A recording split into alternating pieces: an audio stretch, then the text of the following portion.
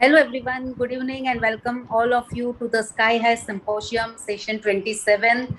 And this is a platform for all our women chartered accountants to meet, to greet, to discuss the topic, to share the lot of topics and share the knowledge, disseminate the knowledge from our valuable speakers.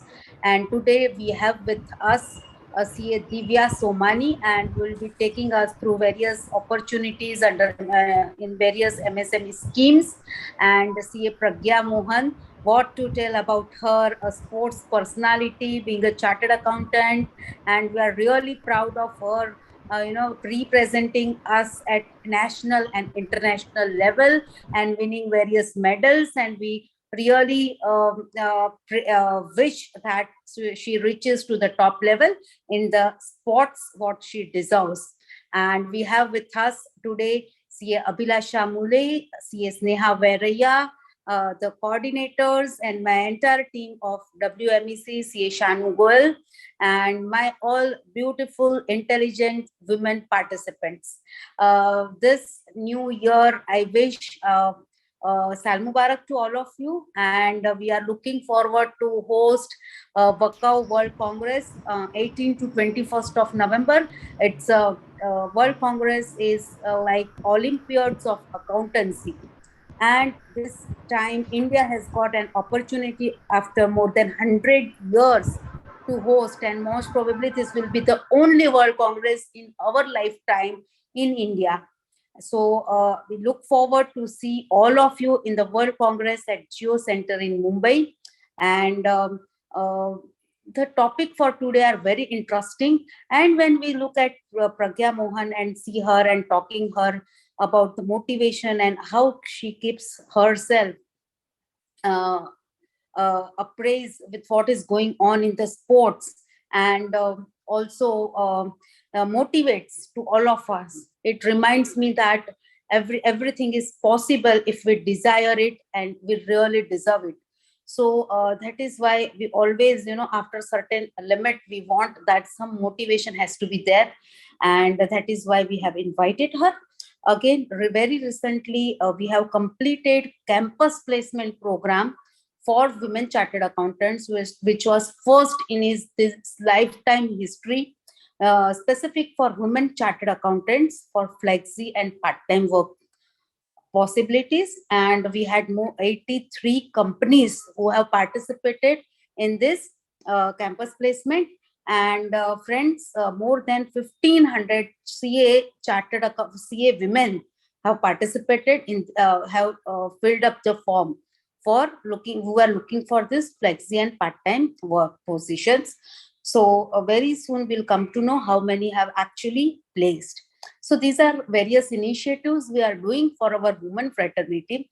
If you feel any more such initiatives should be made, please feel free to us, connect to us. On 16th November, we have a women CA programs at Mumbai, and President Australia New Zealand, Kat Muri, as well as President Philippines CPA, CPA Jill will be addressing. The theme is all about the technology and leadership. So I look forward participation from all of you when the president of other countries will be sharing their experiences and success stories, what they are facing, and we can implement these in our life and reach to the success level. This will be here at BKC Mumbai. Very soon the announcement will be there. I request all of you to join for this event, physical event also. It will be only physical and not on hybrid. As such, on every Wednesday we are meeting, and I request again, once again, to all of you, block your Wednesdays 5 to 7 for Sky High Symposium.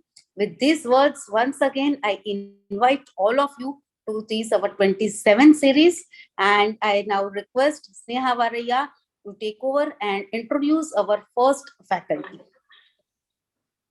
Thank you, Preeti Madam. It is my privilege to introduce today's speaker, Divya Somani. Her brief profile is Divya Somani is an insolvency professional and a practicing chartered accountant with over 15 years of professional experience. She was born and brought up in Jaipur, Rajasthan, and she is also a district resource person under Prime Minister Formalization of Micro Food Processing Enterprise Scheme, a central government subsidy scheme. At present, she is heading her proprietary concerns, Divya Somani and Associate in Ajmer, Rajasthan. In addition, she has been serving as executive committee person of Ajmer branch of ICAI since 2019 and is at present vice chairperson of the year 2022-23. Further, she has authored an e-book, Question Bank on Insolvency Examination in February 22, and recently her second book on insolvency, One Stop Solution, Limited Insolvency Examination, was published in September 22, and the publisher is Bharat Law Private Limited. She is a regular faculty at various forums deliberating on topics like IBC, Code of Ethics, Company Law, Income Tax, Business Law, and Women Empowerment, and many more. Her qualifications is a big list, I would say. She is an MSME certification, certified person, peer reviewer, insolvency professional, certificate course on concurrent audit of bank, diploma in information systems audit, diploma in IFRS, chartered accountant, and company secretary. So with this introduction, I welcome CA Divya Somani. Thank you so much, Sneha ma'am. Thank you for the warm welcome. And in fact, I feel very small in front of CA Pragya, who's the co-speaker here.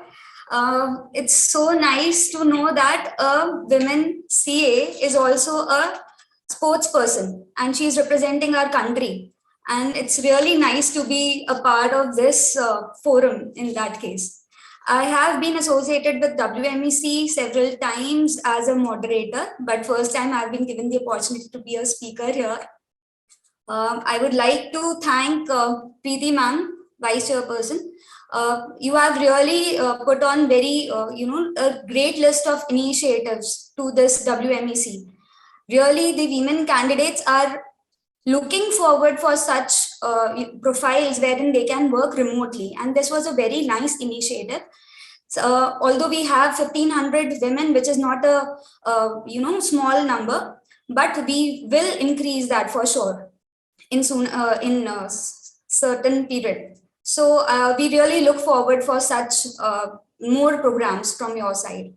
Coming to my topic for the session, it is MSME subsidies. So the MSME subsidies, like if you have just without sharing the PPT, I would like to say a few things about MSME.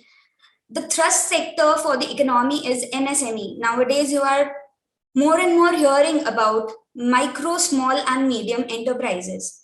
Even the CA Institute has recently undertaken a national level drive, which was for 75 cities, 75 days program, it was like, and it was awesome program. All the MSME key persons, they were conducting sessions at each and every forum. At Ajmer also, we conducted that session. And all the entrepreneurs who are here, they are looking forward for such kind of programs in near future. So why this MSME is getting more and more, more and more focus these days? See, the reason is the bigger enterprises are located only in metro cities. However, in smaller cities, like, I can say even Ajmer is a smaller city as compared to Jaipur within Rajasthan or Mumbai or any other place, because we have lack of industries here. What we have is a number of entrepreneurs, but they are very small scale entrepreneurs. So the nation, Prime Minister Modi ji is also looking forward and making a formalization program of all these MSME sectors. So it is our duty, being a chartered accountant, we should also cater to their needs, not only the traditional income tax or GST or any other thing. We should be a partner from the very first day. Like when we tell anyone how to incorporate a firm, how to incorporate a company, what will be your tax structure and all, at the same time, we should be able to tell them this is the subsidy for this particular sector, and you should opt for this scheme so that at the time of implementing your plant and machinery or any other policies which you are taking in, you should have the benefit which the government is directly giving to you. Mostly the CAs are not aware of these schemes because we are, occupied with our day-to-day practices. So just looking into the GST, and you are stuck actually with the due dates. So let us move out for at least for 1 hour to understand what all options are available for the MSME sector and what all professional opportunities do we have. Being a women CA, we should be able to cater this kind of service just by sitting at our home. It's just a phone call away. Basically, the entrepreneurs are just a phone call away. So if you can guide him in a better way, they would themselves come to your doorstep to understand it in a better way. So firstly, it is your duty, it is particularly your duty, in fact, to understand the step-by-step procedure, what all is taken to conduct or to implement this kind of subsidies. So I'm just sharing my screen.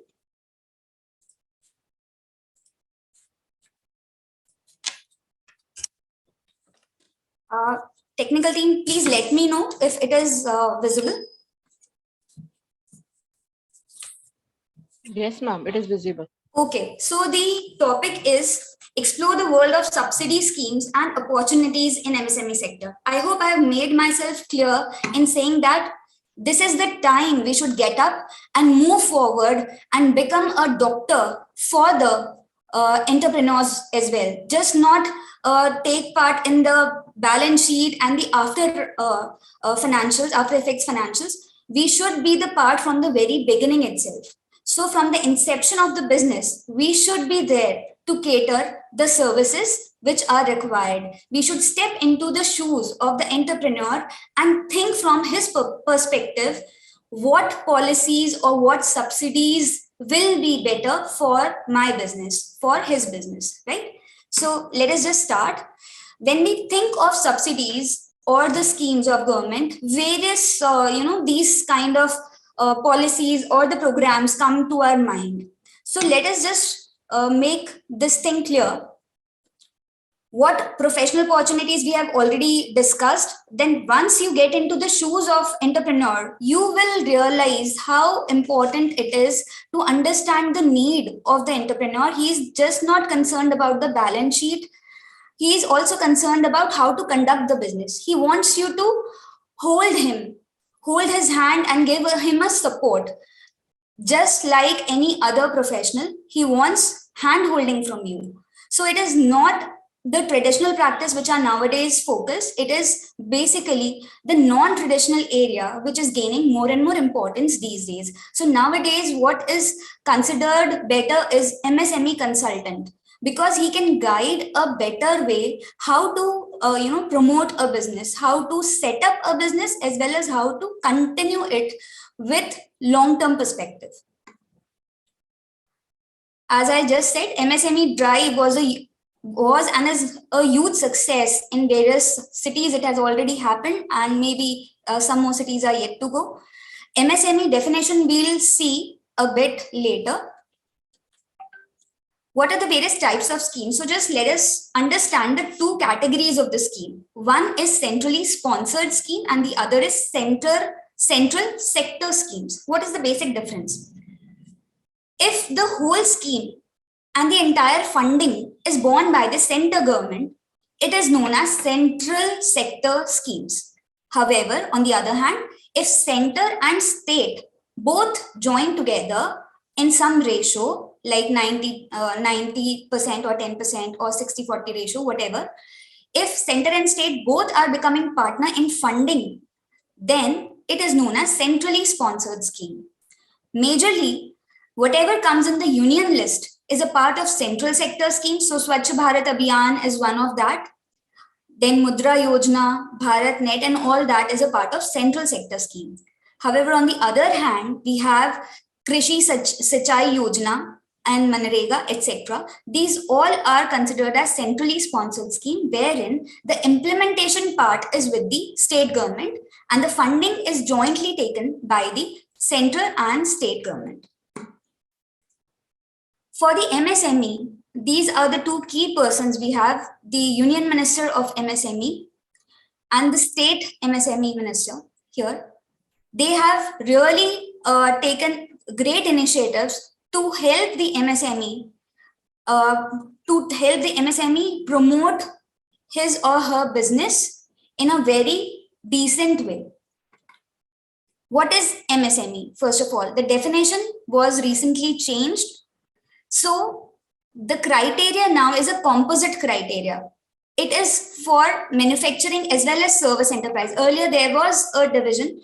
For manufacturing, there was a separate criteria. For service industry, there was a separate criteria. However, now the same criteria is to be followed for both the enterprises, whether it is manufacturing or service. So what is the composite criteria? That means you have to take into account both the investment part, investment in plant and machinery, and the annual turnover part as well. So if the investment in the plant and machinery is less than 1 crore and the annual turnover of the enterprise is less than or up to 5 crore, then it is considered as micro. However, if the investment in plant and machinery is up to 10 crore and annual turnover is up to 50 crore, then it is considered as small. And then lastly, for the medium sector, the investment criteria is up to 50 crores and annual turnover criteria is up to 250 crores. It is to understand that if one of the criteria is met and the other is not met, then it is not considered in the higher level, it is considered in the lower level itself. For example, let us just take an example. The investment in plant and machinery is 90 lakhs. However, the annual turnover is suppose 49 crore. Then it will not fall in the micro. However, it will jump to small sector. It will not be classified as micro.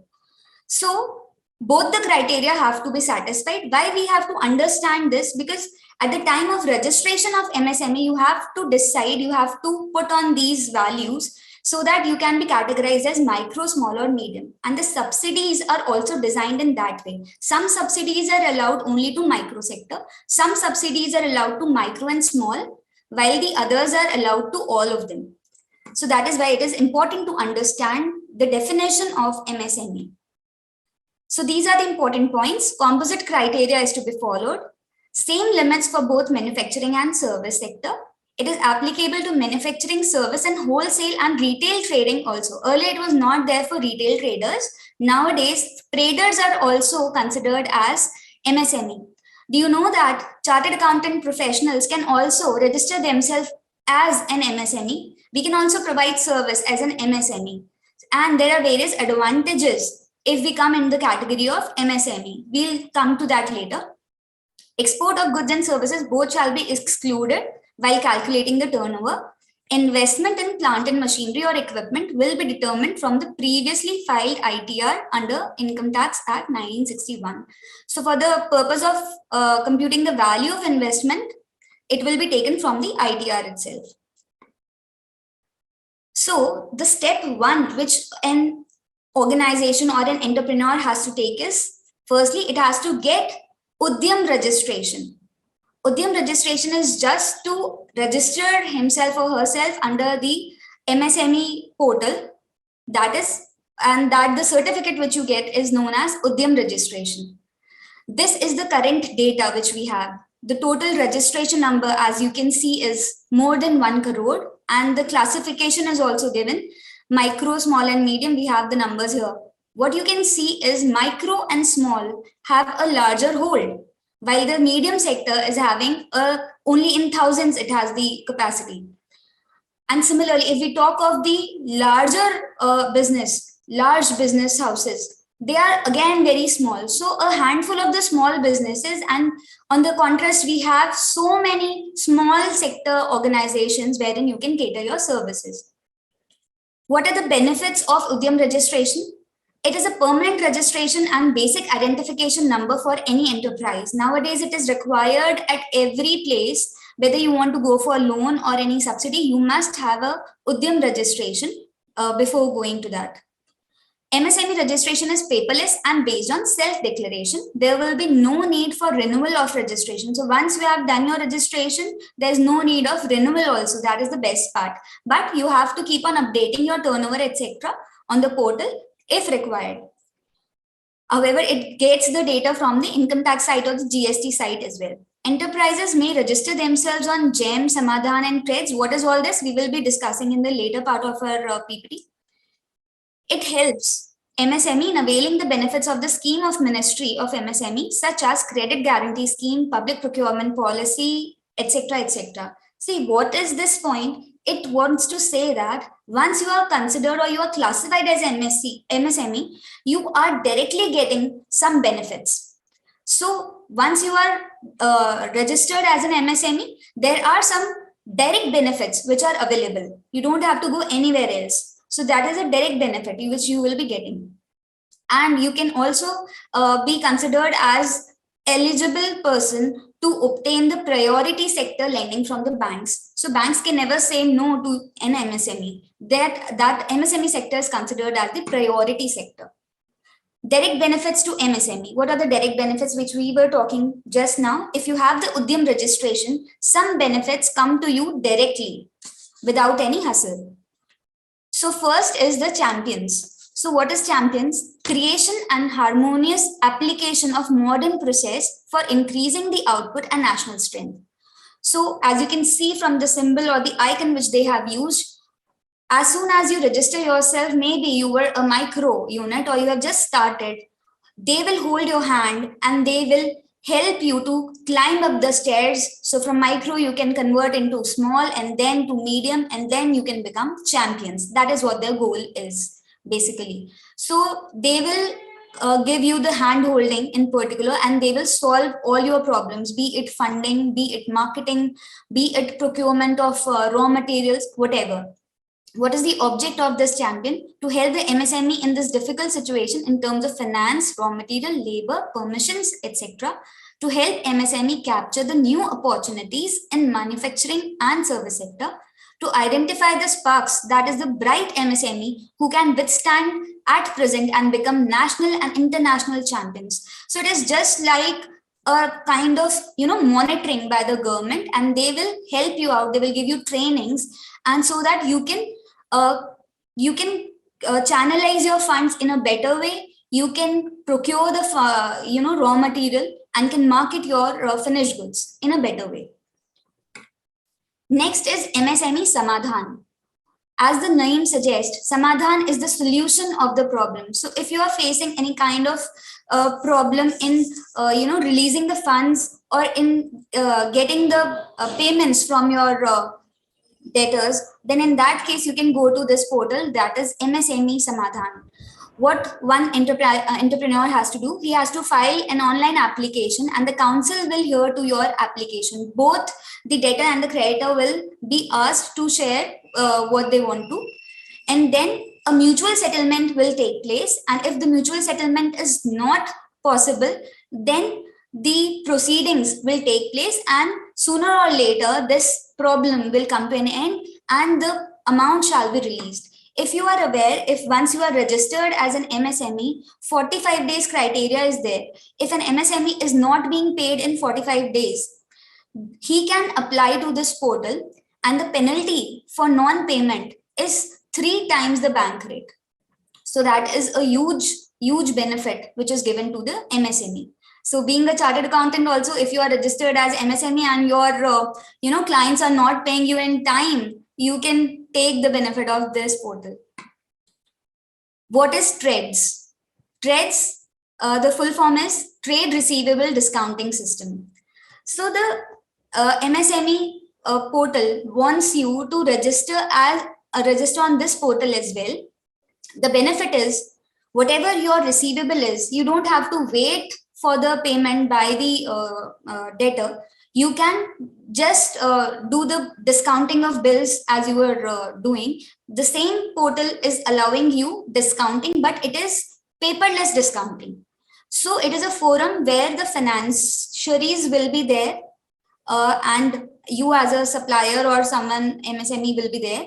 So you can discuss at what rate you want the receivables to be discounted at, the best financially you can choose, and same day or the next day maybe you will get the funds to your account. And it is a non-recourse thing. So if the payment is not made by the debtor at the end of the due date, you're on the due date, if the payment is not made, then supplier will not have to be called up, so supplier will not be called upon to repay. So that is the best part. So these are the benefits, these are the salient features which you can see. And there are 3 platforms wherein you can register: RXIL, M1 Exchange, and Invoice Mart. So Axis Bank has also, being a partner in this trades portal, and A Trades is the name under which they are working, and the Invoice Mart is basically their brand under which they are doing this trade receivable discounting system. Then another option which is available, or the another benefit which is available to the MSMEs, is the testing centers. So what is this testing center? You have produced or you have manufactured a product, but you want to test it somewhere because you do not have a laboratory of your own. So these are the testing centers which are there in cities like Kolkata, Mumbai, New Delhi, Jaipur, Bhopal, Hyderabad, Chennai, etc. So at all these prime locations, you can take your product, get them tested, get your certification.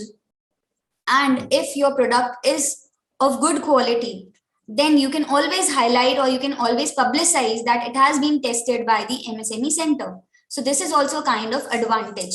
Very nominal fees is charged and your products will be tested. GEM portal, government e-marketplace. So market we all have heard, and nowadays we all are virtually purchasing the things from Amazon or Flipkart or anything like that. So the MSME portal is also offering this kind of service. So GEM portal is one of the initiative taken by the MSME ministry. What it is doing is, government has set up a market. It has suppliers as well as the buyers. So you can show your products on the portal itself, that at this rate I want to sell this much quantity and everything what you want to say. The buyers can select from the variety of suppliers, just like in the case of Amazon or anything which you do. The same kind of portal is available here. So are you getting the idea? Whatever the clients you are having, you should identify the MSME from them. And if any of your client is MSME, you should always try to convince that person to register himself on the GEM portal, so that most of his product or the output will be sold out at the portal itself. And it is for sure a huge success for any kind of business, because the government is taking part, and it is mandatory for the government departments to take some particular percentage from the MSME who are registered on the portal. So for sure your product will be sooner or later sold out if you are registered on this GEM portal. And this thing is not known to most of the people. So we should try to create the awareness. It is not just that you are asking the person to, asking any person to incorporate the business and just taking his balance sheet after the year is over, financial year is over. You should be there with him for the whole year. May not be you will get I'm sure you will say that we'll not get enough fees and all like this. But once the person understand that you are giving some value addition to that person, to his business, you will also rise. So if an entrepreneur is, rising in his business, he's gaining more profits because of your advice, he will surely pay you for that. So GEM endeavors to make public procurement process transparent, efficient, and inclusive. So it is all transparent at what rates the products are sold and everything. This is the statistics of GEM portal. These are the total, buyer organizations, 63,000 around buyer organizations are there. Then sellers and seller providers are also there in huge number. 53 lakhs. I mean, the amount, it's very big number. So the whole, the transactions or the orders are taking place, and it is being updated on a daily basis. These data is updated. Next is the MSME Sambandh. Till now, what we have discussed is the direct benefits which an MSME is getting just after registering on the MSME portal. So once you have the Udyam registration, you have all these kinds of benefits. Again, MSME Sambandh. Sambandh means to make relations. So it is, as per the department here, procurement from central ministries, procurement of material, basically, all those the PSUs who are taking raw materials from various suppliers, they are mandatory to obtain it from the MSME portal. As I just said, certain percentage is fixed that the central ministry or the departments, etc., have to take their supplies from the MSME portal. So this is a kind of relationship which any MSME can build up with the ministries or the PSU organizations as well. And this is the number which is there on the screen. So even they have made category wise distinction also. From women members also, they are from women enterprise also, they have to take certain percentage of their product. Then from SC/ST sector also, they have to take certain supplies of their products. So that is why I'm just saying again and again, you should always guide your clients to register on the portal and take advantage of the things which are readily available without any cost. Next is MSME Idea Hackathon 2022. If you have come to know this, this is a kind of competition, or just like, you are sharing your idea basically. And if your idea is looking very, lucrative, or it is feasible to produce that kind of product, then the government will give you a support. You can see the benefit here is 15 lakh. Just like Shark Tank, you must have seen, the same thing is happening here. Anyone who is considered as an MSME may give his or her idea to the government. And if the government is happy or satisfied with your idea that this kind of innovation can, do wonders, then in that case, they can call that person and approve that idea. And, financial assistance is also given. 15 lakh is the very good amount to start what you want to do. And even this kind of hackathon is available for students and others also. So this is not limited to MSME. It is also for students and others. Just now, first level has been accomplished and the results are out, and it is again open for the second level now. Public procurement policy. Public procurement policy, here around 358 items, broad categories are mentioned, that these are available on this portal, and these have to be compulsorily taken by the central ministries or the PSU departments, etc., wherever they want to have their raw material. So agricultural implements, all types of bags, helmets, leather products. So you can have all these. If any one of your client is doing this kind of business, you can always ask them to register himself or herself on that portal so that they can take advantage of this particular scheme. Again, the new thing is, the new scheme is RAMP, which is known as Raising and Accelerating MSME Performance. So basically, MSME sector, the ministry is with you from the beginning till the end. So they want you to rise to a level, accelerate your performance, and reach whatever your dreams are. So the government has launched a World Bank supported central sector scheme. We just read central sector scheme is basically funded by the central government totally. For this particular performance, the idea is, the advantage you can directly see here, increasing the access of MSMEs to the market, technology and credit, increasing outreach to more MSMEs, inclusion of service sector, gender and greening initiatives. And it is particularly aimed at increasing the performance of the MSME sector and thereby increasing the employment opportunities. National MSME Awards. So MSME awards are also there for the registered entrepreneurs. So it is many kind of awards are there for the manufacturing entrepreneurship, then for the service entrepreneurs, then for the special category of entrepreneurs, wherein you can have women representatives or SC/ST category or any other categories. A monetary award of 3 lakh for the first prize. For the second prize, it's 2 lakh, and 1 lakh is given for the third prize. So in various categories, first, second, third awards are given. So this is the monetary award. Besides that, you are having a recognition, a trophy which you can always keep in your office, that I have achieved this award. And once you gain this kind of acknowledgement from the ministry, of course you will stand out from all others, from all your competitors.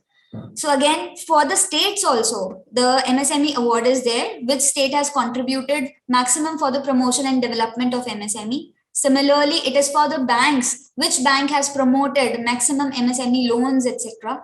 Then for aspiring districts also, which district is getting in more and more involvement as MSME. So MSME awards, the amount which you get, if I talk about the income tax purpose, the amount of cash prize received by the winners is exempted under section 10(17) of Income Tax Act 1961. And of course, you can use the logo, the awards which you have received. All the employees can wear that we have received MSME award. You can make badges and you can just wear it, and you can publicize that also. The Make in India initiative and the Atma Bharat Abhiyan, as we know, has played a key role in promoting this kind of MSME schemes and everything. And therefore, the new entrepreneurs are coming up. So for the startups, which we hear day in and day out, everyone is very keen to know what opportunities are available, because we have the idea, but we might not have sufficient funds to implement our ideas. So here, what we have is the various kind of schemes. Earlier, what we just discussed was the various benefits which are directly available to any kind of MSME. And now these are the schemes besides those schemes. So in addition to the earlier schemes, we have these other schemes also. So these are the various types of subsidies which the government may give to you: production subsidy, consumption subsidy, export subsidy, employment subsidy, etc. So what are the various schemes? Let us just understand them one by one. I may not be able to cover the whole of it, but I'll just give you a background, what kind of schemes are there, so that you can always guide your clients in such a way that they can also take up new ideas and they can also perform in a better way. So Stand Up India, it wants any entrepreneur to stand up on its own. So finance is given by the government in the form of loan, and the range is from 10 lakhs to 1 crore. It is given. So every borrower, whoever wants to have the funds, but what are the key difficulties in having the funds? Sometimes the entrepreneur does not have the collateral. So if the collateral security is not there, then the banks resist or they hesitate to give the funds, even though the project seems very feasible. So these are the kinds of schemes which can help or boost any of the MSME to consider or to have their own financials, and then they can build upon what they want to. So this is what it is. Stand Up India scheme facilitates bank loans between 10 lakh and 1 crore to at least one scheduled caste or scheduled tribe borrower and at least one women borrower per bank branch. So if you can just see, every bank has to mandatorily give loan to any of at least one scheduled caste or scheduled tribe and at least one women entrepreneur. So every bank mandatorily has to give such kind of loan, and that is why it is known as Stand Up India. We want you to stand. So funds are not an issue now. So these are the total, this is the statistics which you are seeing: total number of application files so far, total amount released so far. So this is all that. Pradhan Mantri Mudra Yojana. This is also a very popular scheme, and it ranges from 50,000 till 10 lakh. And the scheme basically says that you will be given collateral free loan broadly. There is no subsidy as such, but the loan is given to you at a very nominal rate, basically, and also very less documentation and everything. So Shishu loan, Kishore loan, and Tarun loan are the three categories. If you want a loan for the smaller entrepreneurs, that is up to 50,000 loan or funding you want, you can go for the Shishu loan. For the Kishore loan, you have 50,000 till 5 lakh. So up to 5 lakh, if you want to have a loan, you will fall into this category of Kishore. And then for Tarun, you have above 50 lakh till 10 lakh. If you want to have funds in this category, then for under Mudra Yojana, you will be considered as Tarun. Other schemes which are very popular are PMEGP, Prime Minister's Employment Generation Program. As the name suggests, government wants entrepreneurs to come forward and generate the employment. How they will generate the employment? Once they start a new business or they want to expand their business, then of course they will need more employees to work upon. So therefore, this is a scheme to generate the employment. Basically, it is a kind of capital subsidy, capital of loan will be given, and then capital subsidy will also be given in this case. You can directly see the key benefits. Bank finance subsidy program for setting up new micro enterprise and non-farm sector. Margin money subsidy on bank loan ranges from 15% to 35% of the projects up to 50 lakhs. That means if your project size is 50 lakh, you can directly come into this scheme and you can avail the benefit. See, for example, there is an entrepreneur who wants to set up an oil mill and the project cost is 25 lakhs. He can apply under this scheme and he will gain the subsidy, that is 15% of that 25 lakh will be given as a subsidy. That means he will not have to pay that 15%. Subsidy clearly means you do not have to pay that much portion. From the principal amount itself, that part will be, waived. So besides this principal subsidy, we also have some kind of interest subsidies. So 2% interest subvention is also there. Along with this scheme, we can apply for that as well.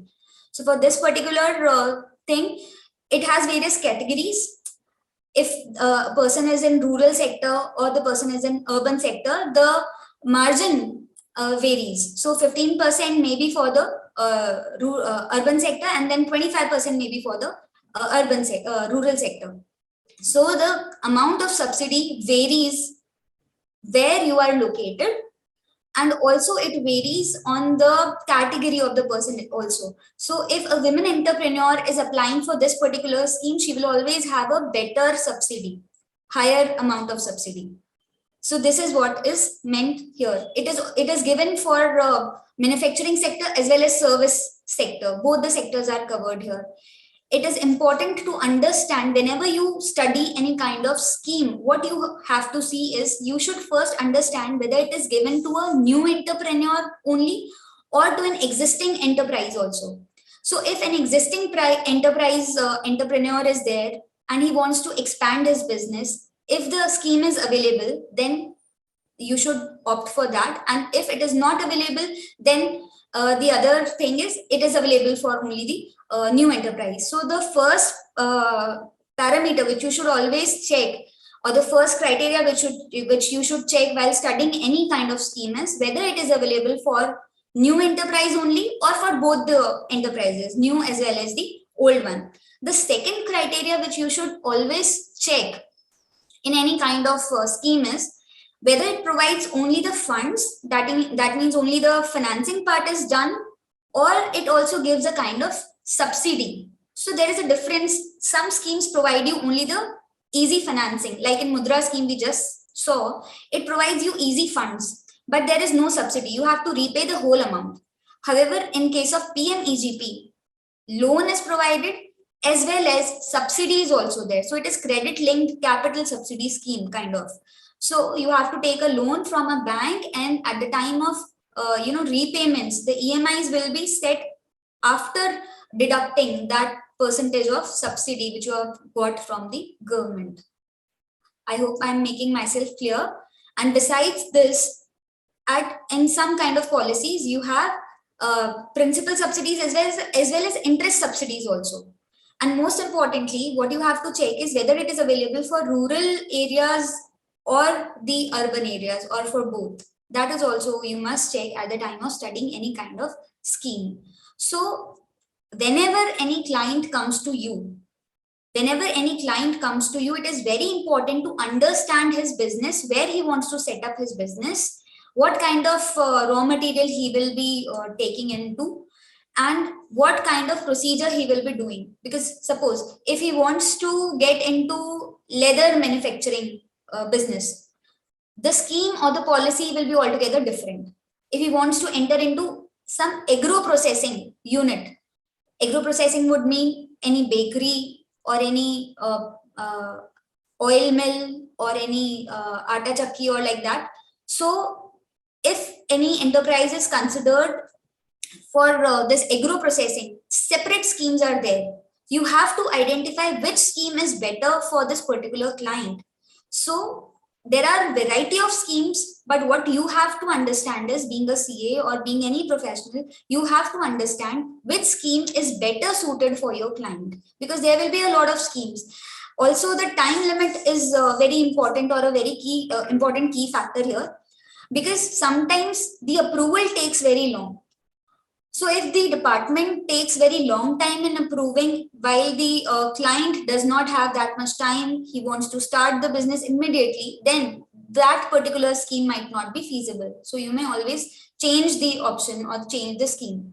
So again, time constraint should also be seen at the time of checking the scheme or the policy which you are taking for your client. You should always tell your client beforehand that this approval will take time, because it is not that once we apply directly we'll get the benefit. It is not like that. This whole process takes time. Once you apply for this particular scheme, the department will sanction it, and then the bank will sanction it, and only then you will get the funding. So it takes time. When it comes to the approval from the side of department, it takes time. However, it is not that you will not get the subsidy, but it may take some time. That is the only thing which you should always convey to your clients. Another scheme is CGT MSME. This is very, very important scheme, because it is very happening, and it is a very trending subsidy these days. Why? Because it is a collateral free subsidy. Why it is known like that? Because sometimes entrepreneurs do not have anything to keep as a collateral, and the banks, I just said that they will hesitate to give any kind of loan if you are not having any kind of collateral. So this scheme, this is a kind of scheme wherein a trust fund has been created by the government, and the government is saying that, see here at the key, in the key benefit line, credit guarantee for loans up to rupees 2 crores without collateral and third party guarantee. This is something very, very important. You should tell your clients that nowadays there is no need of giving anything as collateral, because everything comes under CGT MSE. You can go to the bank and tell them that we want a loan under CGT MSE scheme, wherein interest would be charged by the bank. There is actually no subsidy here. However, the loan will be given to you without any collateral, and that is also a best part. So if you are not giving anything as a collateral, only a fees is charged instead of that. Per year fees is charged, and therefore this scheme is gaining very importance these days, because the small entrepreneurs, they just do not have anything to keep as a collateral, because what they say is, once we start our business, only then we will build our assets, and then only we can keep that as a collateral. So for them, it is a very good initiative which is taken by the MSME department. So you can always guide your clients accordingly. International Cooperation, IC scheme. this is again a very different kind of scheme. Whatever we have read just now was related to finance. Now, what is this scheme about? It is saying that you should internationally cooperate, or you should internationally connect, and for this government is helping you out. Like, just let us just see here: participation of MSME delegations in international exhibitions, trade fairs, and buyer seller meets in foreign countries. Like, in every city you might have visited trade fairs. So if any trade fair is happening in any other country wherein you want to showcase your products, however, as we know, it is very difficult for any person to go out and sell the products and take out time, because it is costly affair. And at the end of the day, you do not know whether it will bear any fruits or not. So here the government is taking initiative. It is giving you some kind of financial benefits, like it will give you a space rent, stall charges up to 3 lakh per MSME will be given by the government. Airfare is also given up to 1.5 lakh per MSME. Duty allowances for their officers. Freight charges is also borne by the MSME. Per unit, they have said that up to 50,000 they will bear. Then advertisement and publicity charges up to 5 lakhs, which is a huge amount, huge benefit. And registration fees up to 5,000. All these are subsidies. All these are benefits, financial benefits, which are directly given to the MSMEs. Again, participation of MSME delegation in international exhibitions, trade fairs, and buyer-seller meet by foreign organizers. This is virtual mode, and the earlier was physical mode. So physically, if you are going, the amount would be somewhat different. And if you are there virtually, then also you can claim some kind of benefit. Space stall charges, including catalog, digital material, charges for participating in virtual international events organized by foreign countries, up to rupees 1.5 lakh. So, as we know, there at the time of attending this kind of sessions, also you might pay the amount, the fees is charged. So, for the fees amount or booking any kind of slot for the virtual selling your product, so in that case also the government is helping you out with 1 point up to 1.5. It is maximum limit which is given. Advertisement and publicity charges are also borne by the government up to 5 lakhs, which is very, very good benefit. There might be some clients of yours who are exporters, or who want to start their export business, or who want to attend such kind of exhibitions or anything. You can always guide them, and you can apply it in this scheme, and you can take the benefit of this. It is just a matter of fact that we are not aware. So if we are not aware, we cannot make our clients aware. So this session is basically designed to just give you a background that all these kind of facilities or the benefits or the schemes are available to any of the MSME, and you can always help them out. A scheme, another scheme is Aspire. The short form is Aspire, a scheme for promotion of innovation, rural industries, and entrepreneurship.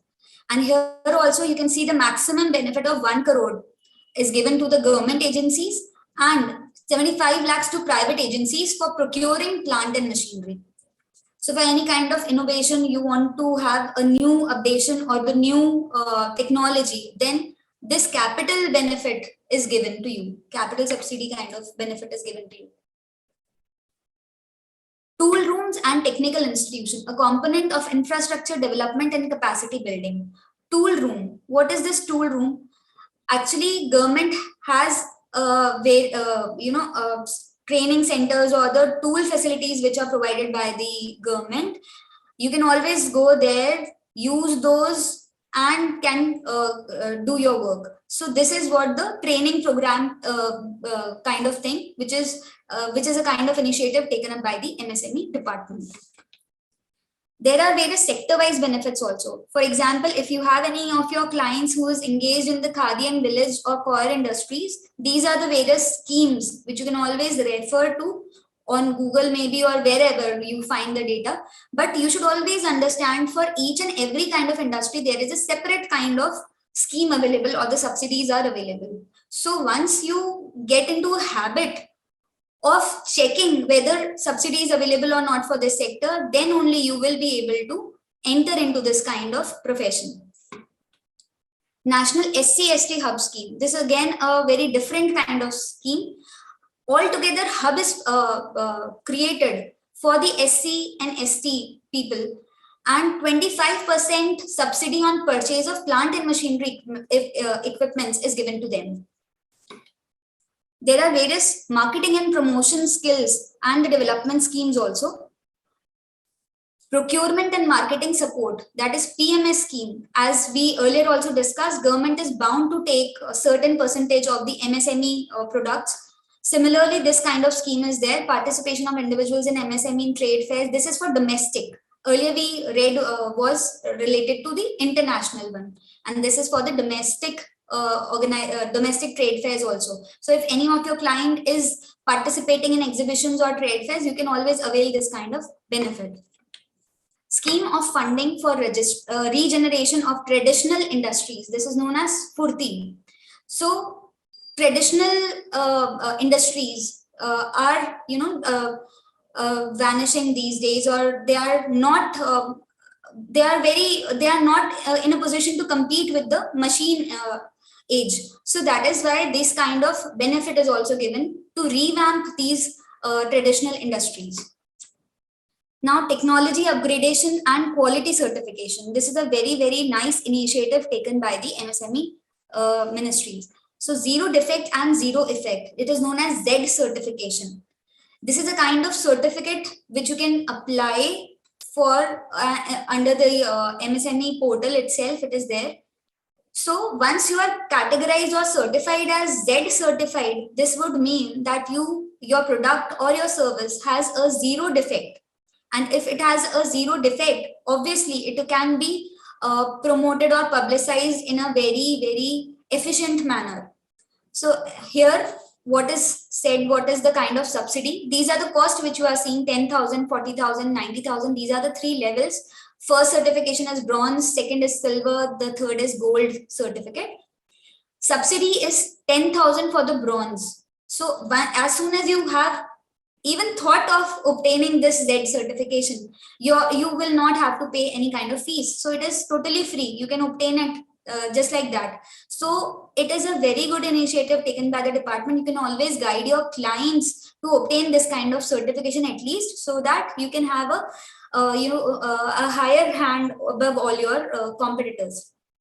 This 80, 60 and 50, it is given for micro, small and medium enterprise. Suppose if you want to go for this silver certification and your entrepreneur is micro, then 80% benefit, 80% subsidy will be given. So only 20% will be charged from you. That is, this 40,000, the cost of certificate is 40,000, but for any micro entrepreneur, it will be 8,000 only. So that is a subsidy which is provided by the government. They want you to come in more and more number and get this kind of certification and stand out from the rest of the competitors.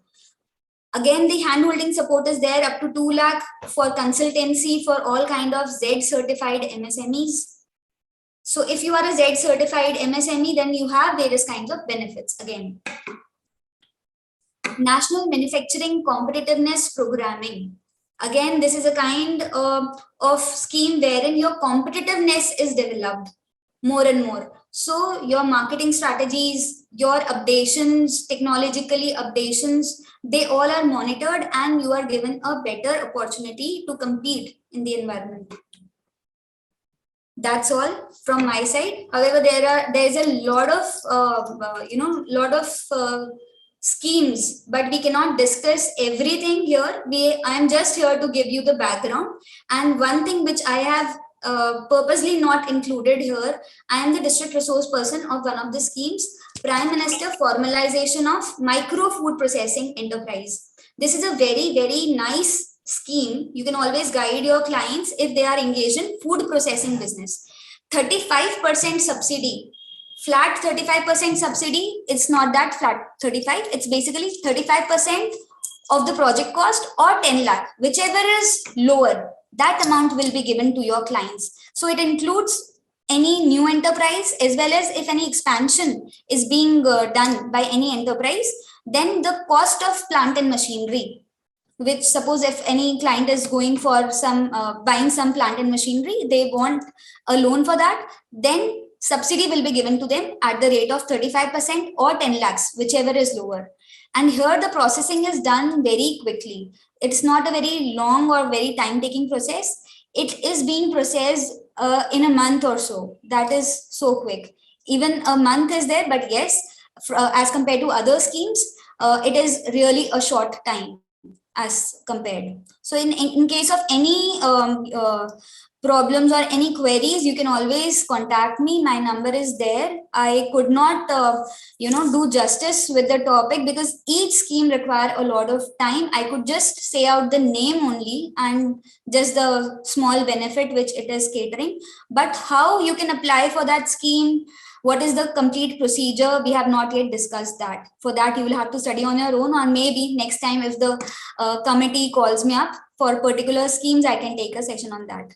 Thank you so much. Thank you so much, Divya ji.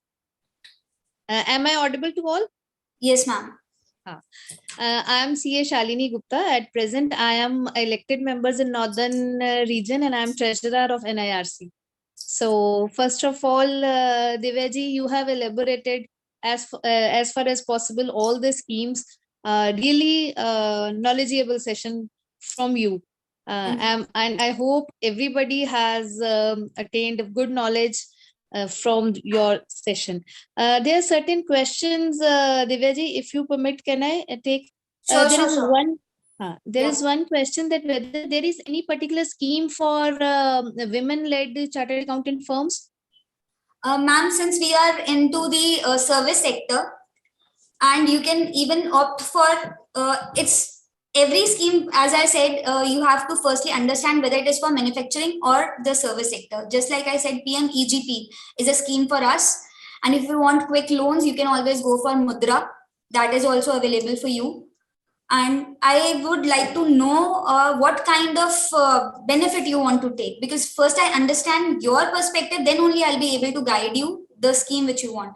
But for women entrepreneurs, there is always a soft corner in the hearts of the government, so they give you a higher subsidy. That there is no doubt about it. The question was asked by Sonia.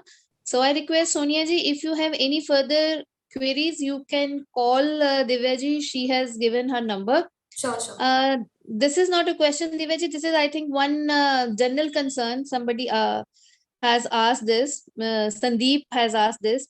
Okay. That from ICI there should be some mechanism as we select the lower bid in case of tenders. So at times the bids are too low, and that is not even beneficial for the service recipient at such a low cost. So I think Sandeep this ji is has asked this, na? Hanji? Sandeep ji has asked this. Yes, Sandeep ji has asked. Sandeep ji, that is a very fair problem, and this is not the forum wherein we should discuss this.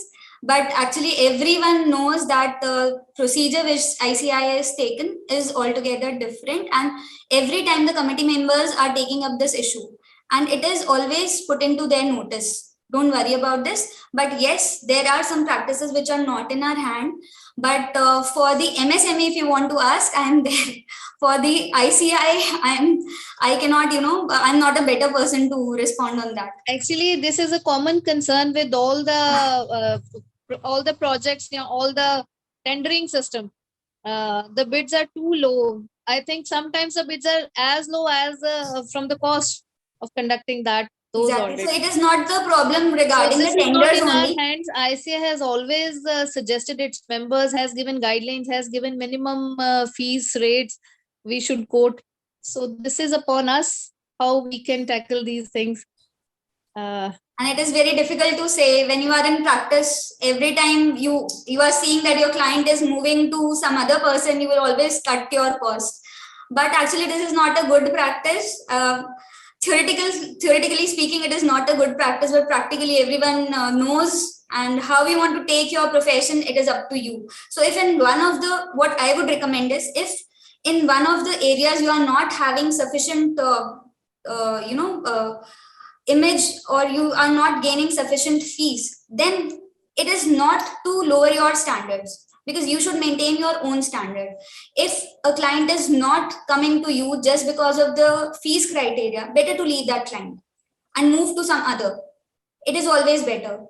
It is not that you will not have sufficient profits for that particular assignment, or it's okay to leave some clients, because they will also have that feel that this person is really ethical, and he or she is doing profession, he's taking the profession in a right direction. So actually, it is amongst us only we can build our own image, and we cannot blame every time other person. It is up to us. And there are various verticals where we can move into, like this MSME consultancy is altogether a different perspective.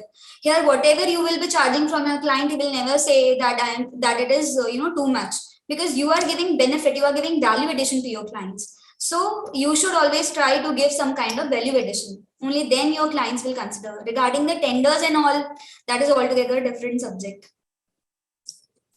So at this stage, I would like to thank all the members from Women Empowerment Committee, CA Supriya ji, chairperson of this committee, and CA Preeti ji, vice chairperson of this committee, that they are organizing such kind of programs which are highly beneficial and especially designed for the women chartered accountants.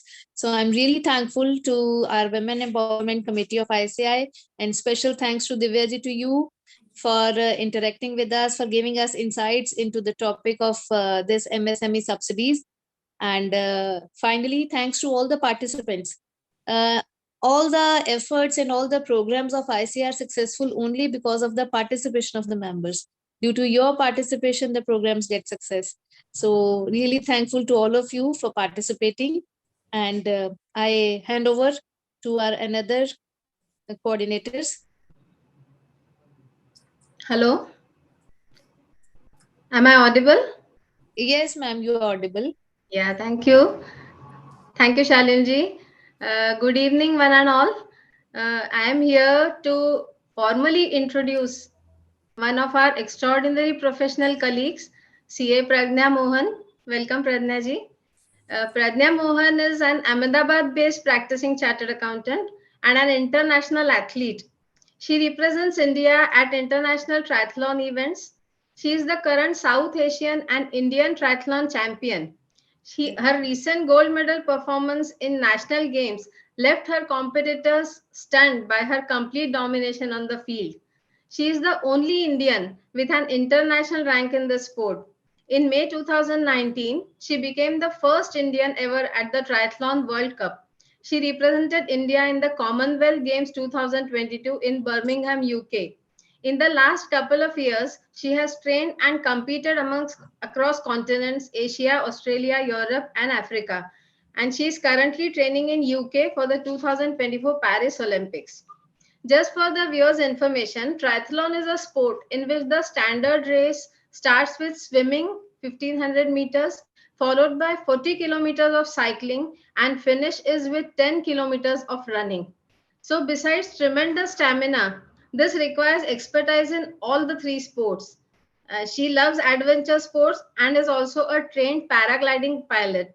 For her sports achievements, she was conferred with the Gujarat State's top sports honor, the Eklavya Award. She has over the last 20 years won 500 plus medals, including 131 state championship medals. Pradnya has been able to balance her academics with sports successfully.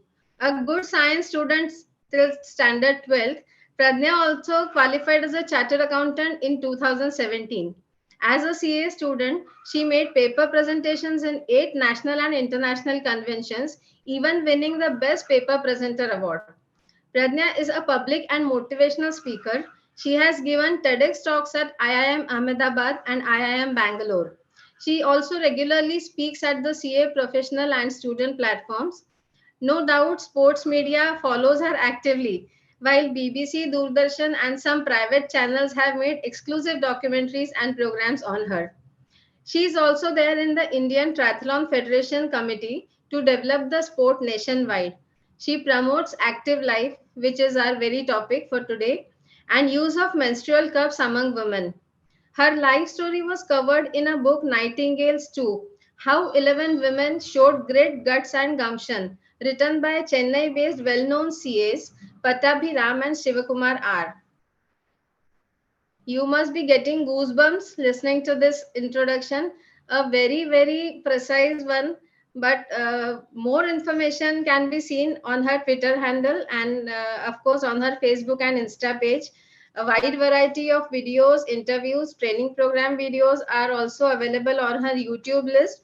I heartily welcome CA Pradnya Mohan and request this dynamic personality to please take over the session. Please, ma'am.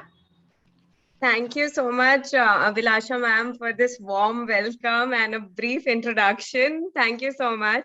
And I would have like the extended session taken by my co-speaker, CA, CS, Divya Somani. I was stunned by the qualifications that she has. And she gave us a very good insight about the subsidies available for the MSME. I am sure that I am going to apply some of these for my clients in the future. And respected CA Preeti ma'am, CA Shalini ma'am, CA Shubhashni ma'am, and thank you for giving me this opportunity to interact with our ladies. And thank you, ladies, for taking your time out and attending this session today. I'm going to share my screen and take you through my presentation that I have made for us today. So I am often asked that how I could manage to continue being a sports person while studying and working as a chartered accountant. The truth is that I started this game of triathlon in the year after clearing the foundation, or the CPT as it was called when I was appearing for it, and while I was appearing for the intermediate exam. And that was not all. I did a lot of things during my 5 years of chartered accountancy. So here is what all I did. I had a lot of fun, parties, picnic, travel. I trained in an entirely new sport of triathlon, which is the combination sport of swimming, cycling, and running, and won the national championship, national games, and a South Asian silver medal. Won the Gujarat State's Top Sports Award, Eklavya Award, won over 500 medals, trophies, prizes in swimming, cycling, running, aquathlon, duathlon, triathlon races, and earned over 10 lakhs through my sports awards. Became an income taxpayer the very first year I was out of school, and became brand ambassadors of events. Contested the CA Student Association elections, fought 1 bout of dengue, 2 bouts of malaria, and recovered from 2 major road accidents while cycling on a cycling training, including broken bones and loss of short-term memory. 3 years of articleship and 6 months of paid assistantship. Wrote a lot of papers and presented in 1 international and 7 national conferences, completed BCom and MCom. At a CA student conference in 2013, where I was presenting a paper, I met CA Praful Chhajar, who later became Institute's president. After hearing my introduction, he came up to me and said, "Itni choti ladki ho aur itna sab karti ho." It was a wonderful compliment coming from him. या फिर वो मेरी टांग खींच रहे थे. After all, no one is expected to do so many other things while doing the CA course. And to prove that it was only a compliment, I completed my chartered accountancy course and finished all the exams and qualified in 2017. In the period when I was doing the intermediate course, in the 4 months period of November 2013 to February 2014, I wrote the intermediate exam, cleared it with 62%, became a national triathlon champion, won some 20 different races, winning combined prize money of 4 lakh rupees, and secured an articleship in a Big Four firm. How could I do all of this together? My lifelong endurance sports activity built the stamina that kept me energetic throughout. And as I will come to this later, physical fitness and stamina, also called endurance, will let one do more and more without tiring. It is fun to be fit and enjoying life. So let us come back to us women. The traditional role of women all over the world has been inside the house, tending to children, managing kitchen, other indoor jobs, and only essential excursion outside. In the last 100 years or so, as the World War took away the men, women had to step outside and fill the positions as factory laborers to make the bombs required in Europe. So don't be under this impression that men fed us. It was the need of that hour. Once we stepped out, women realized that they could do almost everything men could do. Since then, there has been a continuous struggle to get to do more. In no society, women are equal. They may be so on the paper, but not in reality. The United States, the beacon of democracy and equal rights, is yet to have its first women president. And us Indians, we do have a prime minister who is a woman, and now we have a woman who is our president.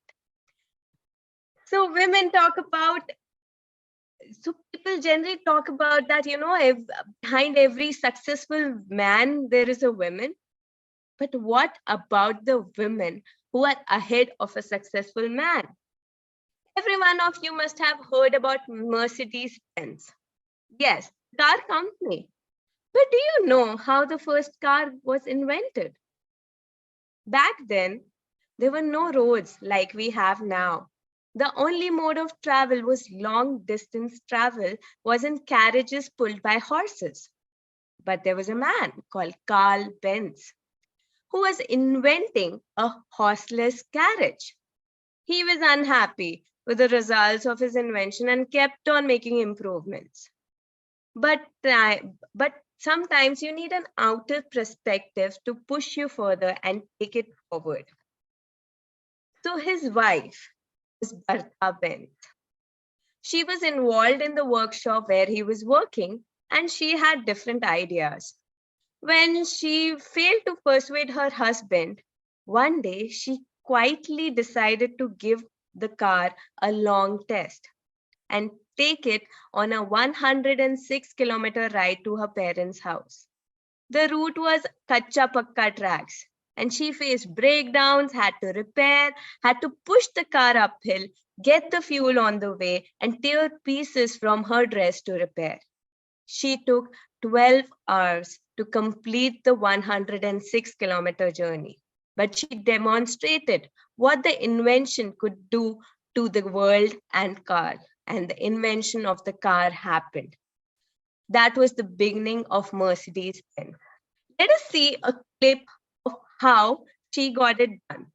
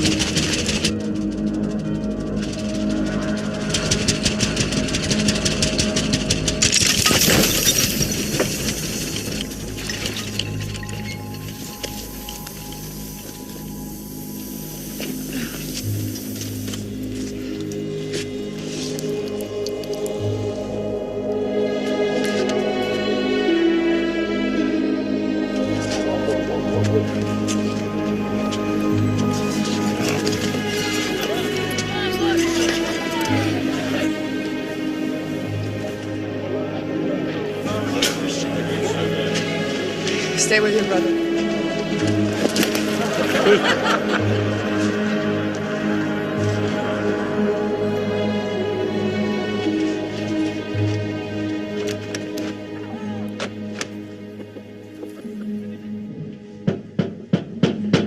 Hello!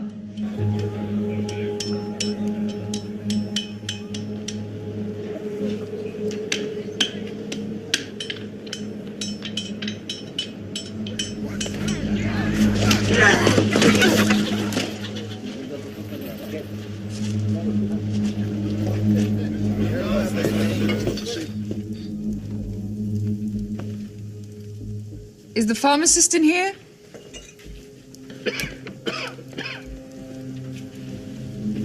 I'm looking for 10 liters of Ligroin. You won't get those stains out of that dress. Better buy a new one. It's not for my dress.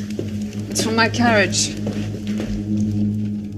Are you trying to poison your horses? Do you have 10 liters or not?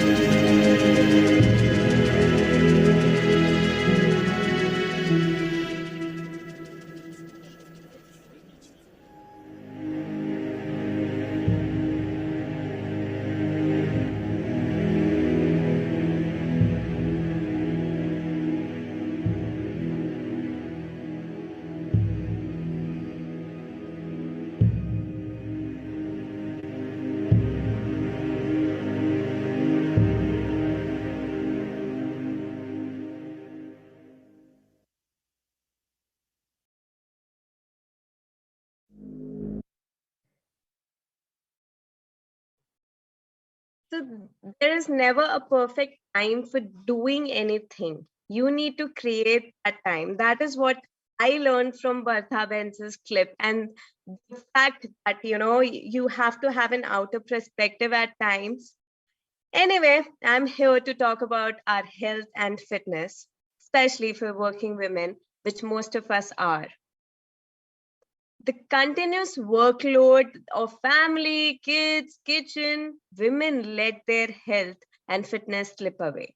As it is in our society, it is very sloppy about fitness related actions. And soon we fall in the trap of overweight, thyroid, and with menopause, all kind of medical issues in weight. For most of us, it is too late by then.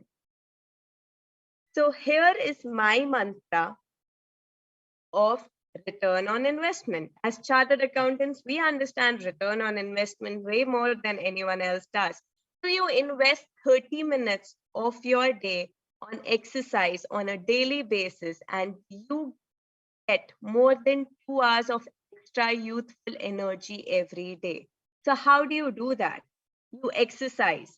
We need to respect the design of the body. So human beings are designed for physical work. In our sedentary life, where we sit in front of the laptops or computers the entire day, exercise plays the role of that physical work. There's a limited culture of exercising in our Indian society. People consider it as an expense or waste of time. Instead, start looking at exercise as an investment. 30 minutes of spent on an endurance exercise or physical game every day will increase your stamina and therefore increase the capacity of your body to do much more without tiring. Fuel. Healthy and balanced diet helps you in a lot of ways. Dunk the junk food and empty calories. Go for the conventional food.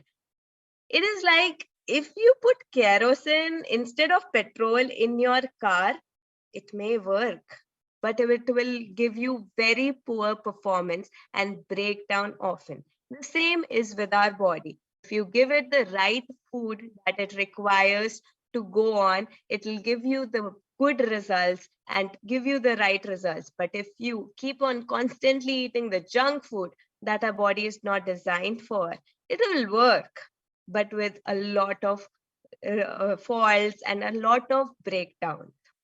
Sleep. When our body is up and active, we go to a lot of wear and tear during our wake up hours. So it needs time to rest and repair. So sleeping provides that repair window for our entire body. Do not reduce your sleep time under 7 hours. And with a lot of social media and a lot of things, it has become that, people are not sleeping right. So it is essential to sleep right, to let the body have the time that it requires to recover. Have fun. Take it easy. Life is full of deadlines and urgent work. The work can wait. Have fun. Do what you enjoy.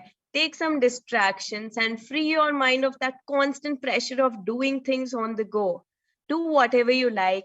Read book, watch movies, play a game, gossip with your friends, but do it in small chunks. Don't get carried away with having fun.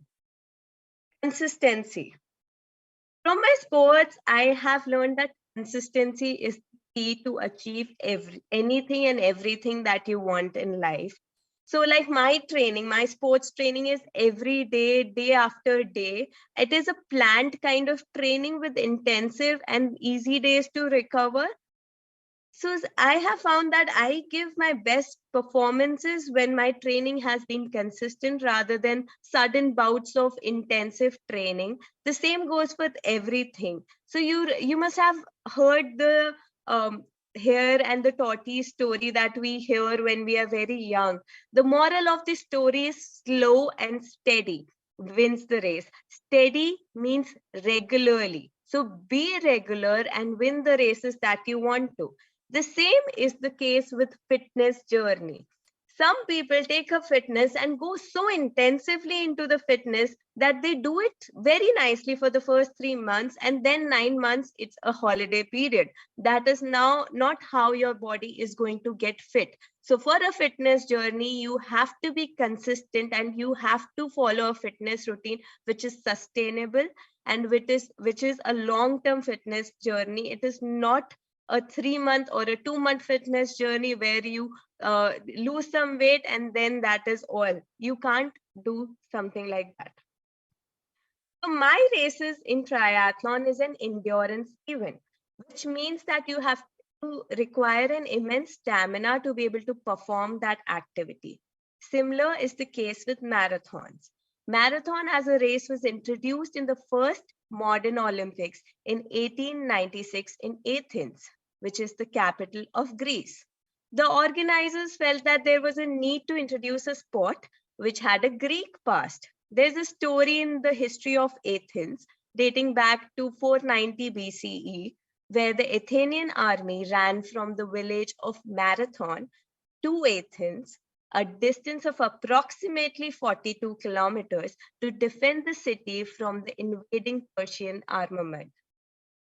There are multiple versions of this in the mythology. So it was decided to introduce marathon run from the Marathon village to the Olympic Stadium in Athens. But no one was sure that humans could run that kind of distance. A trial race was organized a month before the Olympics. Very few could compete. Anyway, the race looked a challenge, and Boston Athletics Association started organizing their annual marathon run from 1897, only for men. 70 years later, in 1967, a 20-year-old student who loved running decided to run the race. And here is what happened.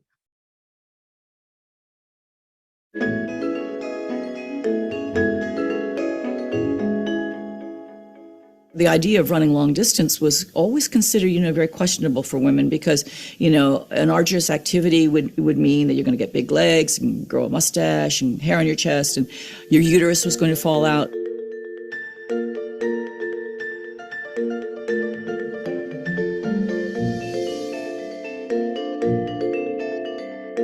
So I filled out the entry form. I signed my name with my initials. I signed KV Switzer. And when I signed it that way, obviously, when the form went in, they couldn't tell it from a guy's. The world's most famous foot race even attracts a leggy lady, Kay Switzer of Syracuse. So there we were with my coach, Arnie Briggs, and my boyfriend, an All-American football player, Tom Miller. When other runners would come by, they would say, "Oh, it's a girl." And they were so excited. And Arnie was saying, "Yep, I've trained her." And all of a sudden, the flatbed truck is in front of us, and I heard the photographer saying, "Slow down, slow down, slow down." And they were taking pictures of us. On this truck was the race directors. One of them was a feisty character by the name of Jock Semple. He just stopped the bus, jumped off, and ran after me. Suddenly I turned and he just grabbed me and screamed at me, "Get the hell out of my race and give me those numbers." And then he started clawing at me, trying to rip my numbers off. And I was so surprised. And he had the fiercest face of any guy I'd ever seen and out of control, really. I was terrified. And all of a sudden, my boyfriend, Big Tom, gave Jock the most incredible cross-body block and sent Jock flying. And all of this happened in front of the press truck. The journalists got very aggressive. "What are you trying to prove? Are you a suffragette? Are you a crusader?" Whatever that is, And I said, "What? I'm just trying to run." They finally left. Then it got very quiet. Snow's coming down. Nobody's saying anything. And I turned to Arnie and I said, "Arnie, I've gotten you into a lot of mess here, I guess." But I said, "I don't know where you stand in this." But I said, "I'm going to finish this race on my hands and my knees if I have to, because nobody believes that I can do this." And suddenly I realized, if I don't finish this race, then everybody's going to believe women can't do it and that they don't deserve to be here and that they're incapable. I've got to finish this race. I finished in 4 hours, 20 minutes. That race changed my life. It wasn't until about midnight when we were driving back from Boston to Syracuse University and we stopped on the thruway to get an ice cream and some coffee, did we see the newspapers and the covered front and back of all the different editions with the pictures. I realized that now this was very, very important, and was going to change my life, and it was probably going to change women's sports.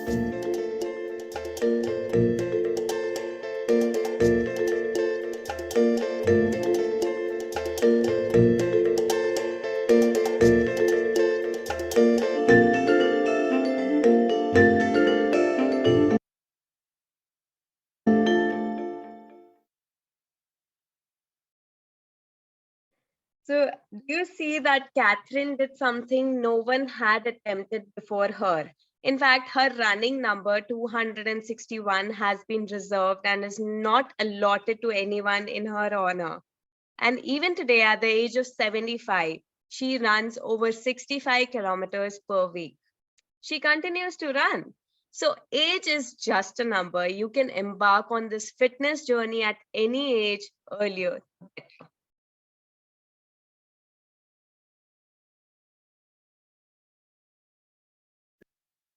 So now let's talk about menopause. So menopause is an additional complication in women's life. It is nature's way of ending the productive cycle in females. After that, it is as if the nature says it doesn't need women anymore. So menopause is defined as the traditional end of women's menstrual processes. It usually occurs between the age of 45 to 55 and is signaled by a drastic drop in one estrogen hormone level. Menopausal women can face a host of unique health problems at this stage due to the drop of estrogen level in the body. So estrogen as a hormone helps us with a lot of things that happen. So as you might have heard that, a boy of 25 years old experienced heart attack. It's very rare to hear that a female who was 25 years or 30 years experienced heart attack. It is because of this very hormone called estrogen, which protects us, the female species, from a lot of health problems until we reach the menopausal age. So the diseases or the problems that come with a reduced estrogen level are that we have elevated risk of heart diseases, loss of bone density during and after we go through the menopause. And this can also lead to degenerative diseases like osteoporosis, lead to problems like higher susceptibility to UTI, which is one of the prime reasons for female death in India, can cause unwelcome weight gain, especially around the belly. And menopause can also induce mood fluctuations that can leave you feeling tired and make you indulge in unhealthy activities like eating unhealthy food and putting on unnecessary amount of weight. Sleep loss is another common but ignored side effect of menopause, and women face heightened risk of developing type 2 diabetes. This is because low estrogen can increase your body's resistance to insulin. Hence, it becomes all the way more important for women to have fitness regime before, during, and after menopause. That is why I'm trying to emphasize the body changes that happens after menopause. Having a set fitness routine can not only help you slower the negative impacts, but can also negate the effects to a large extent. So now let us see the benefits of being fit. So who doesn't like to be younger? Like, one major benefit that all of us look forward to is looking young and feeling young always. And there are obvious anti-aging effects of endurance training. I have personally met a lot of people who have taken up endurance activity as their way of life and are in their 40s or 50s and look like they are in their 20s or 30s. So I can vouch that endurance activity help you look way younger than your age. And I'm sure that no one here likes to fall sick and being tied to the bed for days. No matter how strong you are, one can always fall defenseless against the multitude of viruses that attack our immune system by the billions every year. In this too, endurance training becomes handy as it enhances the immune system by creating extra proteins necessary for production of the white blood cells and antibodies, hence enhancing the capacity of our bodies to remain healthy and happy. One basic reason, and the most reason, like most people start going to the gym or starting having a fitness routine, is to reduce the extra weight that they are carrying. Endurance activity are highly effective on this and help people shed weight. At an age of 20 or 30, we might feel that, we don't have to do any activity or have any fitness routine. But as we tend to grow older, we start gaining weight due to the decrease of the metabolic processes. As a result, our body is able to burn fewer overall calories, which stay with us in the form of round bellies, therefore putting on weight. Training or endurance activities can help us with this problem by the addition of muscle mass. So what is muscle mass? Those are the lean muscles that you gain when you get into a fitness routine. So for example, every kg of lean muscle mass one gains, the body expends 70 calories more per day. It might seem small to start with, only 70 calories more per day, but it is not linear. You have to multiply it with the amount of lean mass gained. So then if you think about it, it becomes really big. So even when I'm not doing any exercise, my body is actually burning more calories than it would have otherwise. So it becomes a huge amount when you look it from as a whole. Now, the reason why we should start taking up endurance from a young age is, as we grow older, our bone density decreases and weakens, and a seamlessly harmless slip can turn into a serious fracture. As one trains, the body releases spikes of growth hormone into the bloodstream, allowing the bones to construct better density. Thus, exercise improve health by giving those bone extra support in form of muscle mass around the bones and also increase their density. This is a time-consuming task, and thus it is better to start off early to prepare the body and prevent osteoporosis at an older age. Therefore, I would recommend that if you are getting into a fitness program or fitness regime, you should also have your children or anyone who is around you who is youthful to have them on board as well, because it will be very beneficial for them to join the fitness journey as early as possible to negate the impact of growing older. This is India is the diabetic capital of the world, and coming from that country, it is very important that we prevent and control diabetes. It is also it is possible so through endurance training, because when we do endurance training, it improves the body's insulin sensitivity. What does this mean? Our body stores glucose in the muscles. And by increasing the muscle mass, which we'll be doing through training, one gains extra storage, glucose storage areas. Thus, the surface area of glucose storage increases, and this reduces the concentration of glucose in the blood. This assists the body to keep all the glucose levels at a safe count and thus helps in controlling diabetes. This is one of the most important things you should consider, because India is becoming a very, very big diabetes.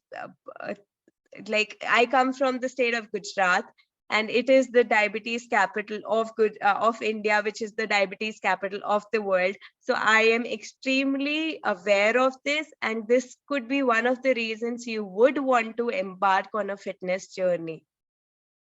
And this anemia, nearly 60% of women in India are anemic. This is serious. What is anemia? It is the condition that occurs when the red blood cells do not carry enough oxygen to the tissues of the body. It is a condition in which the hemoglobin, which is the oxygen carrying element of the blood, is lower than normal. Studies have shown that endurance athletes have higher hemoglobin levels than normal people. This is due to the fact that when the body is subject to endurance training, the body tries to extract and absorb as much nutritional value of the food intake as much as possible by intake of all the protein, iron, and micronutrients required by the body. This helps in increasing the hemoglobin levels in the blood. Every woman in India should therefore take up endurance activity. Anemia is known as the silent killer, which causes a lot of death across the globe. Hence, this needs special attention, especially for women. I can vouch for it directly. I have a very high hemoglobin level. It is almost at the benchmark of being negative, because I am typically at 15 or 16 hemoglobin level, which is very high for a woman. And in India, we even struggle to meet the benchmark of a minimum of 12. So, and in India, 60% of Indian women are anemic. So please get your blood test done. And if you fall in the anemic category, it is high time that you go to and embark on a fitness journey and become fit, because anemia can actually result in your death. Now, who does not like to have a good night's sleep? Exercise regularly and one can fall asleep faster, stay asleep throughout the night, and increase the quality of sleep and feel more refreshed in the morning and up to do whatever you want to do. So, having gone through it personally and having interacted with hundreds of endurance athletes, I've seen that endurance helps having a positive personal image, which improves the self-esteem and self-confidence This is required by everyone in life, irrespective of age or gender. If you interact with a lot of people who are fit, who are physically fit, you will see that, you know, they have a sense of self-confidence and self-esteem, which is unlike others. So I would say that, you know, if you are struggling with your confidence or self-esteem, it is high time that you start going on the fitness routine and try it. It might change your self-esteem and confidence. Now, being physically fit is one part of endurance sports. Many people say that endurance is not about physical, is not a physical sport, but a mental game. So endurance helps build mental strength and patience. It helps the body release stress and allows everyone to think clearly and increase the reaction time. Cortisol, better known as the stress hormone, is neutralized during exercise due to the release of happy hormone, endorphins, which take place during the endurance activities. Now, let's go about how one gets into the endurance activity or endurance training or the fitness routine. So I would suggest that before investing money into a fancy kit or equipment, first go and do an activity consistently for some time. For example, go for a walk, run, cycle, or swim. Just go and do it consistently for, say, a month. Enjoy it, and that is how one will stick to it. You have to enjoy the fitness routine that you get onto. Once having done it consistently for some time, now we can invest into it as there is some level of commitment. So the next thing is set a goal, make a plan, and get to work and stick to it and reach the goal. So goal will be a motivation and there will be a target to achieve. So key for any endurance activity is to give it time. Remember, endurance takes time to build up as various process in the body needs to adjust accordingly, and changes in body take time. So why does the adaptation take so much of time? So when is training for endurance, there are conditioning the body, they're conditioning the body to perform effectively for long hours of physical activity, which the body is not used to. So the training that you will be doing will be changing the cardiovascular response of the body. So what is the cardiovascular system? It comprises of heart, blood vessels, and blood. So during any physical activity, the heart rate rises with the increase, which increases the metabolism. This metabolic response triggers the muscles to demand more oxygen, which your body needs to meet its immediate demand for energy. When one exercises on a regular basis, the cardiovascular system adapts to meet the energy needs during the physical activity. When one starts exercising, breaths are short and rapid. They feel as though they are not taking in enough oxygen. This is because the rate at which your muscles are demanding oxygen exceeds the cardiovascular system's capacity to supply oxygen. With regular practice and training, a marked difference in the breathing patterns is observed because the body has learned to perform more effectively. So endurance training produces changes in the heart rate, blood flow, blood pressure, blood volume, and stroke volume. Our body learns to move and use oxygen with more efficiency during exercise. Heart gets stronger, which means it does not have to work as hard to pump blood. Body improved ability to deliver blood to muscles during exertion ensures that oxygen gets distributed more effectively when exercising and when resting. Now let us look on how long you should be working out for. To remain fit, about 3 to 5 hours per week of training is good enough. However, if someone wants to compete at the local competition or tournaments, 5 to 10 hours per week is recommended. For higher level like the national level, let's say you need 10 to 20 hours of training per week. For international levels, you would require at least 20 to 25 hours of training per week. So now when I say endurance activities comprises of walking briskly, running, dancing, swimming, cycling, rowing, climbing stairs, playing sports such as tennis, basketball, soccer, any racket sport. So how do you fit, like all of us here are working women, how do you fit your training in your schedule? So the best way to start is as per your convenience and gradually shift it towards morning when you are fresh and energetic. And in our tropical kind of climate, a good time is morning as the temperatures are manageable and even the pollution is low.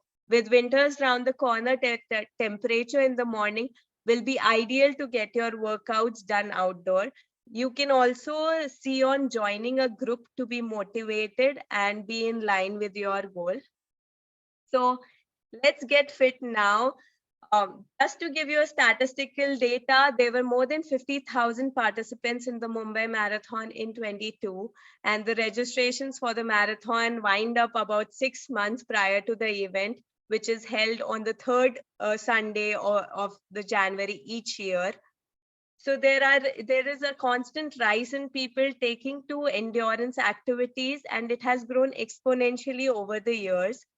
And now people are trying to also shift to different kinds of more demanding arenas like triathlon, ultra marathon, and longer distances.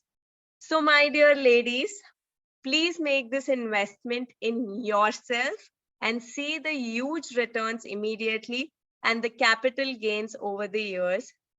And I hope to see every one of you fitter and better. And in case you need any inputs, coaching, or any kind of inputs, you can get in touch with me. And I hope to see all of you become a part of my journey to the Olympics 2024. And let us ensure that us, one of the chartered accountants, have a representation in the sports front too by reaching the epitome of the sporting events, the Olympics. Thank you so much. Thank you so very much, CA Pragya Mohan. I'm quite astonished when the speaker read out your introduction. And at such a small age, I think young is like, not just by your age, but also with things that you do. So it's so true, whichever the president who told you about, such a young age, I would still like to continue saying that, you really inspired us today. Having said that, I think while you were saying, I probably was nodding my head. Yes, you're right. This is very important. But how do we do it? How can we, make it a, thing about life, like, as like an everyday process? But somewhere for all my questions, you have a clear pathway as to how to make it workable as fitness as a lifestyle. I think it really should have, rang a bell in all the participants' mind today, because it's very important. While we are working, we're only thinking about sitting on the desk, finishing the deadlines. I think today we all should understand that while we are, engaging ourselves, we are forgetting this body, which actually allows us. So it was very beautifully said. And something that I really liked what you said is the culture. Fitness should be a culture, which probably we're missing. That's probably why. And also, I have noted down like most of the things: menopause, the bone density, anemia, diabetes, and then self-esteem. Very, very important for us. I think you covered up entirely all of this into endurance, which will kind of improve our mental strength as well. This is so beautiful. That's what I would like to say. And I think I'm quite clear as well, the participants also from that end. I request all the participants to kind of connect with her through Instagram, kind of get started, because as much you can just start 15 minutes. As she rightly said, like the morning works out best, because if one day if you have a headache and then you're not going to sit and work, you're going to take care of your body. Rather, as you wake up, wear your shoes and get going for walking, I think. And you should constantly be in touch with her on Instagram. That will surely motivate. And at this minute, I would like to also thank for your time, while you're practicing and, giving in a lot of your energy to other things. But it's very important. People like you come here and kind of say, it's like my sister does this, so even I would like to do this. So it's very, very inspiring. I also thank the women member empowerment committee chairperson and the vice chairperson for arranging such a beautiful topic and like beautiful speaker with great essence. With that, I would like to thank you for a great session that you held today. Also, I thank all the participants who participated today, and continue and keep looking for the next events. Thank you so very much. And I would like the technical support to kind of end the session. Thank you. I would like to